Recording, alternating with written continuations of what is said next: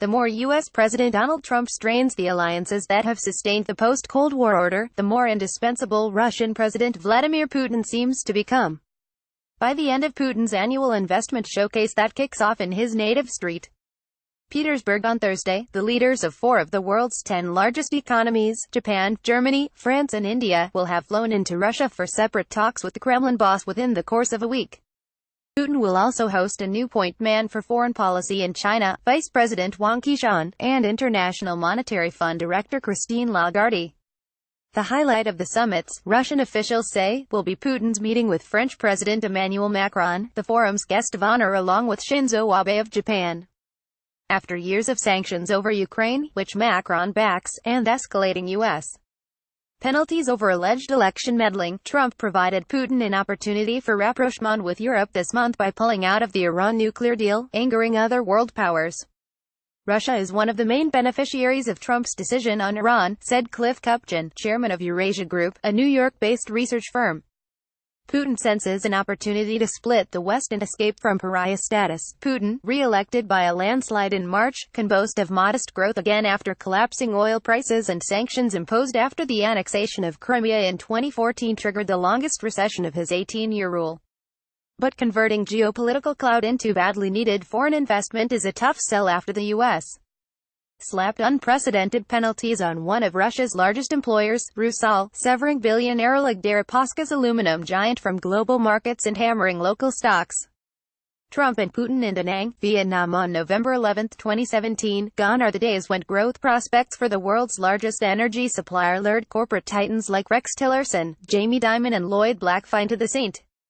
Petersburg International Economic Forum. This year's program features only a couple of heads of publicly traded U.S. companies, despite Trump's newly arrived ambassador to Russia, John Huntsman, breaking with his predecessor by encouraging attendance. While Russia's economy expanded 1.3% in the first 3 months from a year earlier, the reading missed projections for the third straight quarter. The World Bank expects output to rise less than 2% a year until at least 2020, far below the level Putin needs to meet his goal of turning Russia into a top 5 economy by the middle of the next decade and bolstering stagnant living standards. Russia presents an interesting philosophical dilemma for investors, said Tim Ash, senior emerging market strategist at Blue Bay Asset Management LLP in London. The macro ratios, low debt, low deficit, current account surplus, scream buy, but nobody knows who or what will be sanctioned next. The Kremlin was relieved that Macron, a 40-year-old former investment banker who was born just as Putin, 65, was starting his KGB career, resisted pressure from allies to cancel his trip after Britain blamed Russia for the nerve gas attack on a turncoat spy in England in March. The accusation led to tit-for-tat diplomatic expulsions across Europe and beyond, but those concerns have been overtaken by the Iran deal, which France, Germany, Russia and China are trying to salvage in the face of U.S. threats to ratchet up sanctions on Tehran and any companies that defy them. Macron and Chancellor Angela Merkel, who flew to Putin's summer residence on the Black Sea for talks last Friday, appear to be in lockstep on Russia.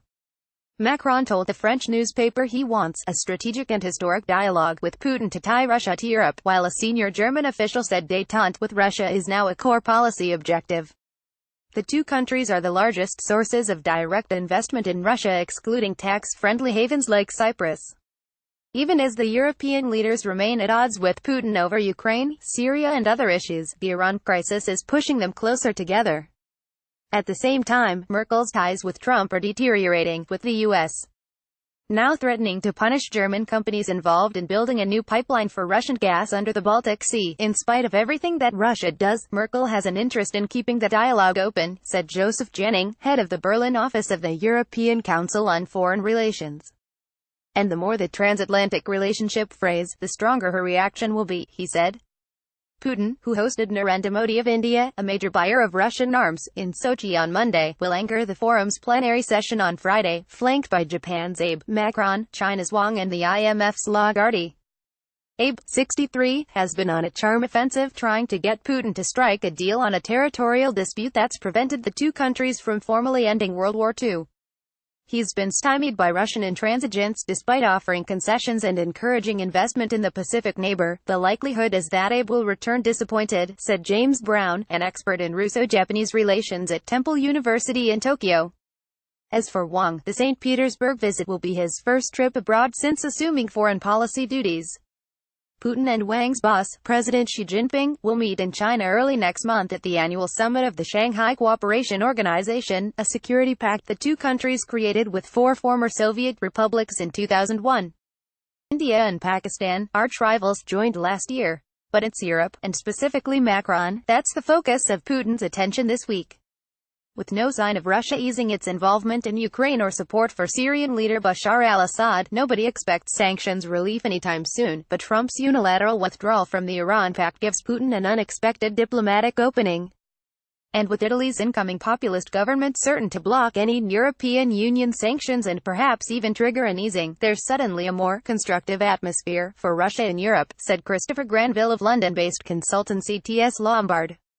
As a result, Putin will be able to tout this year's forum as a success just by sharing the stage with the most high-profile attendees since Merkel headlined the event 5 years ago, according to Andrei Kortunov, who runs the Russian International Affairs Council, a Kremlin-founded think tank. It's an important symbolic event that punctures efforts to isolate Russia, Kortunov said, with assistance by Ilya Arkhipov, Patrick Donahue, Samuel Dodge, Gregory V. Scusi, and Haley Warren.